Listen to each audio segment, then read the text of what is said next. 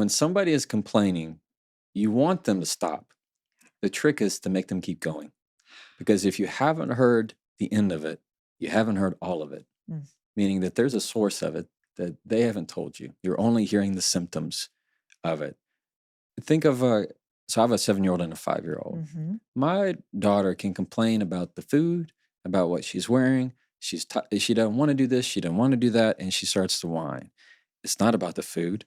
It's not about what's going on. It's that she's tired, Mhm. right? It's just like at your base need. Some people, we know this, me included, everybody.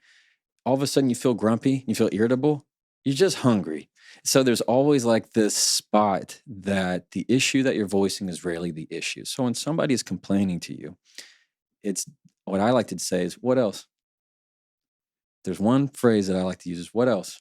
Mm. Because they will find something else, but then they kind of run out of steam.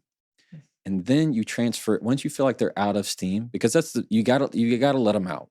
You have to let them get it all out, or they're not going to listen to you. Period. And so as soon as they get it all out, it's this idea of, um, what do you think we should do? Mm. As soon as you try to like start getting them to think of solutions, but make it to where they're the ones that are proposing the solutions. If you were to ask, well, what do you think the next step is? Or my favorite is, well, what's the other part of you say?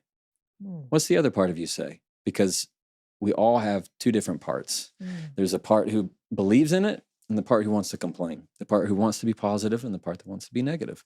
And so what you're just hearing is the negative part. And when they kind of get it all out, and then once you feel like they're at a good pausing position, you say, "Well, what's the other part of you say?"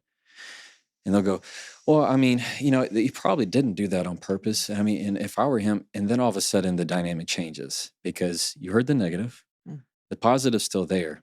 There's always is. You just have to ask, what's the other part of you say? Interesting. What about does that work always? Like, you know how do you ever get in a complaining loop yourself where you find yourself kind of repeating about the same thing that's happening in the world?